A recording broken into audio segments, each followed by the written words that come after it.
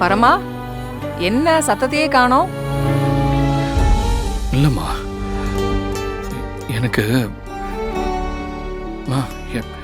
எனக்கு எங்க அம்மாவே வந்து ஓட்டி விட்ட மாதிரி இருக்குமா. அப்புறம் மாப்பிள ஜோசியர் வந்தாரா, என்ன நடந்துச்சு? அது ஜோசியர் வந்தது கூட பெரிய விஷயமே இல்லை.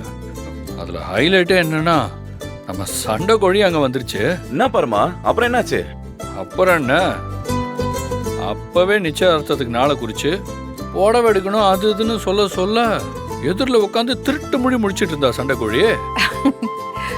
பரமா, அவ உன்கிட்ட ஏதோ முக்கியமான விஷயம் பேசணும்னு சொல்லிட்டு இருந்தா. அதை பத்தி உங்ககிட்ட ஏதாவது சொன்னாளா? அம்மா, என்ன என்ன முக்கியமான விஷயம்?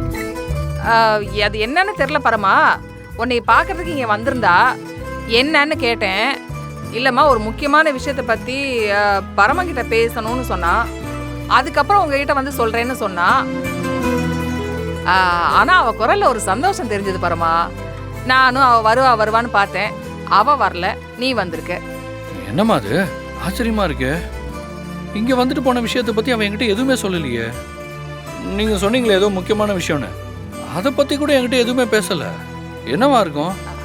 அதத்தான் அவ என்கிட்ட சொல்லவே இல்லையே. ஒருவேளை அன்னைக்கு மனசுக்குள்ள குபீர்னு காதல் கிளம்பி வந்துச்சோன்னமோ. இருந்தாலும் இருக்கும். ஏன்னா இளமதி குரல்ல அவ்வளோ சந்தோஷம் தெரிஞ்சது. ஐயோ மா, என்னம்மா இதை போய் இவ்வளவு லேட்டா சொல்றீங்க? உடனே அவனுக்கு ஃபோன் பண்ணி பாக்குறேன். சரி.